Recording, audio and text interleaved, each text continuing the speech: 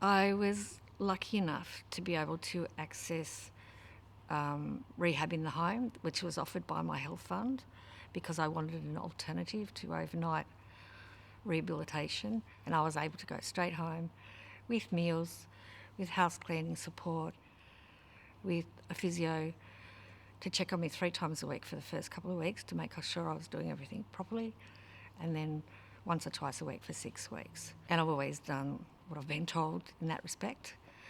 So I just did my exercises at home 4 times a day. And I think my progress was equal to my friends who'd been in overnight rehabs and attended day rehab programs, so I don't think I was any worse off. You don't have to go to rehab if you don't want to, but I choose to go to hospital because I think you're more online doing exercises with them than going home. You might think, oh, I don't need to do it today. So you had to go to a room where they had, there was a lot of people doing physio for hip replacement, knee replacement, and they had different facilities like steps that people had to walk up. It was kind of hard, and the first few times, you know, you think, oh, I don't know whether this is worth it, but I think you have to persevere, and you know, after a couple of days, you just fell into it, and then you still did it in your room if you wanted on your own anyway, and when you go home, you had to do it as well. So I went into rehab after that operation, and I really think that helped me along. I was able to have one-on-one physio treatment twice a day. I used the pool.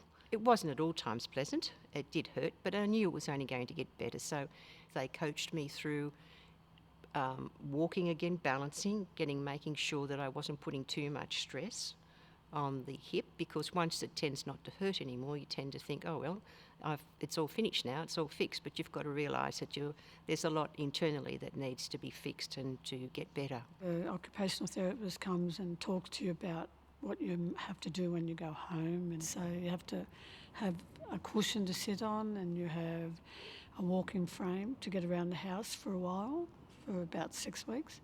Then they put a commode over your toilet so that it raises it up. You have a shower stool to sit in, and then you have help. If you need home help, they will get that for you to come in, and they'll come and clean, and they'll take you out to appointments if you can't get out and do that. So there's always help there.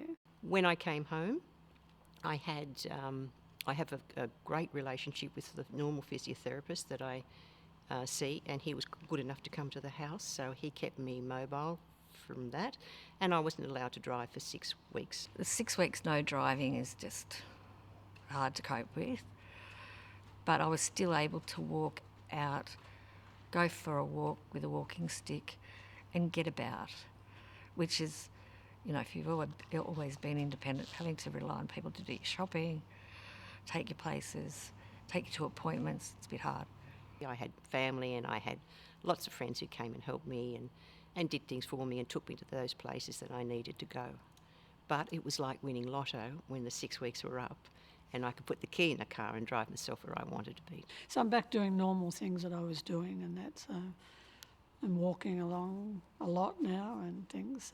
I can actually bend over now to pull a few weeds. Not as well as I used to, but I can still, when I was in my 40s, but I can still do it. And that to me is important. It's given me back my lifestyle.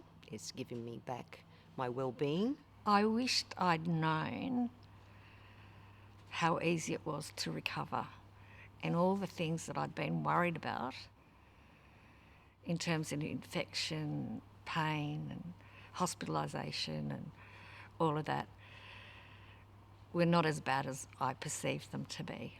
You've got to do a lot of the work as well, not just the doctors, I think. Depends on you and what you do afterwards.